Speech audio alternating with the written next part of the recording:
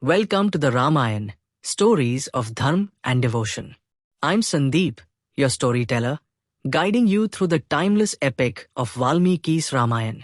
In today's episode, we witness the emotional night spent by the royal entourage in Chitrakoot, the poignant moments shared among family members, and Bharat's eventual return to Ayodhya, where he lives as a hermit, safeguarding the kingdom in Ram's name. This chapter shines a light on love, forgiveness, and the enduring power of dharma.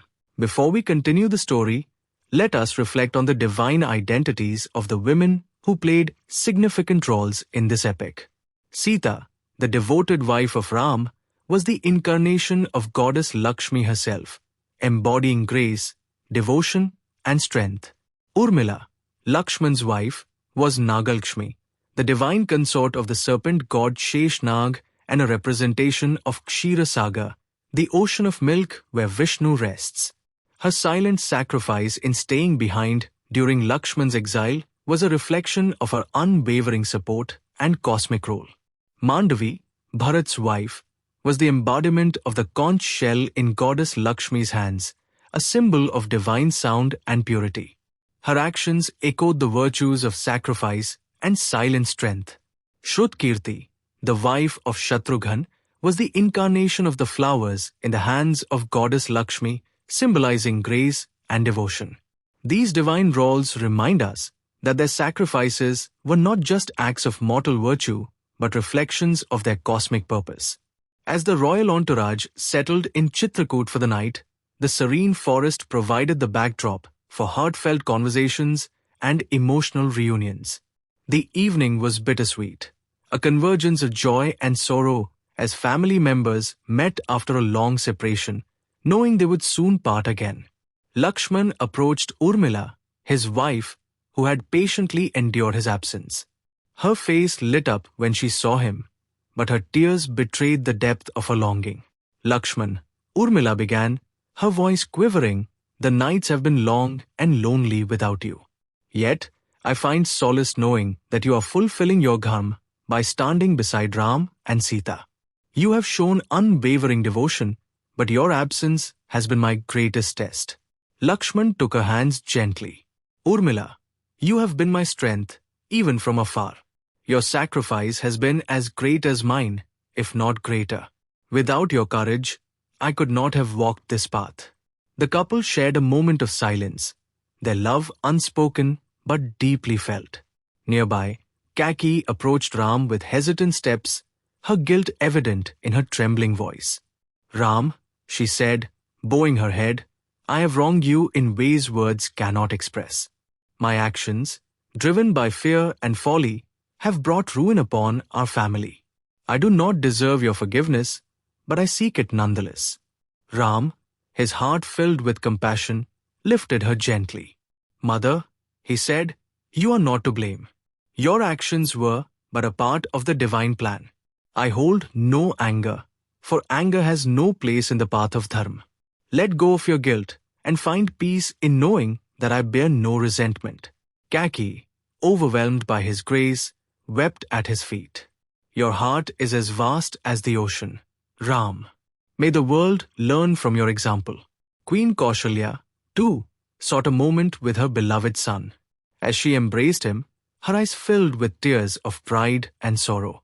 "Ram," she said, "your sacrifice is unparalleled, but Sita's choice to accompany you speaks of her immense strength and devotion. She is truly a daughter of Janak, embodying virtue and courage." Sita, standing humbly beside Ram, bowed her head. "Mother, my dharma is to stand by Ram in every circumstance. The hardships of the forest are nothing compared to the joy of being by his side." Kaushalya placed her hand on Sita's head. "You are a blessing to our family, Sita. May the gods protect you and guide your path." Lakshman also sought out his mother, Queen Sumitra, whose wisdom and fortitude had guided him through life. "Mother," Lakshman said, bowing before her, "your teachings have been my guiding light. It is your strength that has allowed me to serve Ram and Sita with unwavering dedication." Sumitra embraced him warmly. "Lakshman, my son, your actions reflect the values of our lineage. Your service to Ram and Sita is your greatest offering to Dharma. I could not be prouder. As dawn broke, Bharat approached Ram one last time, his heart heavy with the knowledge that Ram would not return to Ayodhya.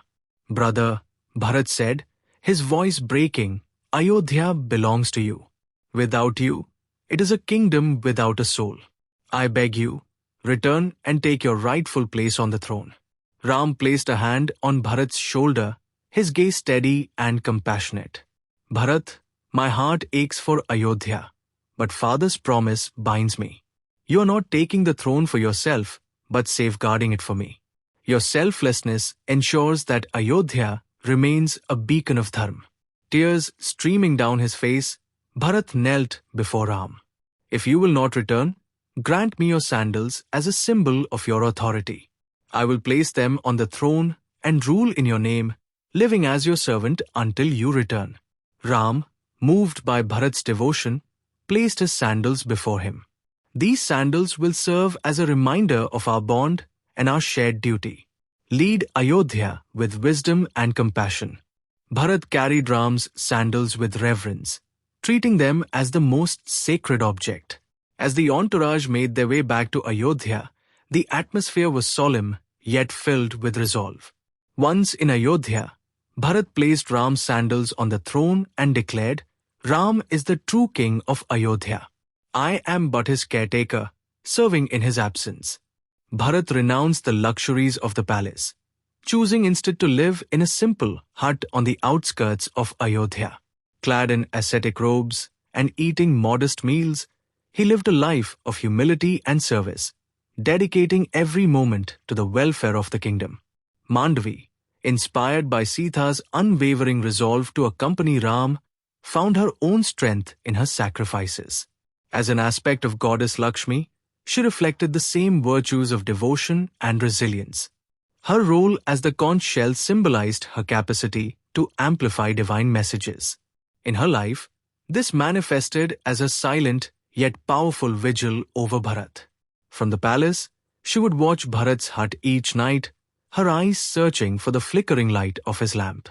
She would not sleep until she saw the lamp extinguished, a sign that Bharat had finally rested. Her quiet devotion mirrored Bharat's commitment, showcasing the strength of their bond. This episode captures the essence of love, strength of familial bonds, sacrifice, and dharma. Bharat's actions, guided by his devotion to Ram, set a profound example of selflessness. His hermit life in Ayodhya and his unwavering commitment to dharma ensured the kingdom's prosperity even in Ram's absence. In our next episode, we will explore the challenges faced by Ram, Sita, and Lakshman as they continue their life in exile, navigating the trials of the forest. Join us as we continue this epic journey. Thank you for listening to the Ramayan stories of dharma and devotion. Please share this podcast with friends and family to keep these timeless stories alive. While we may not know exactly what happened, this eternal story of the Ramayan serves as a guide for how we conduct ourselves in our day-to-day lives. Until next time, may the light of dharma guide your path.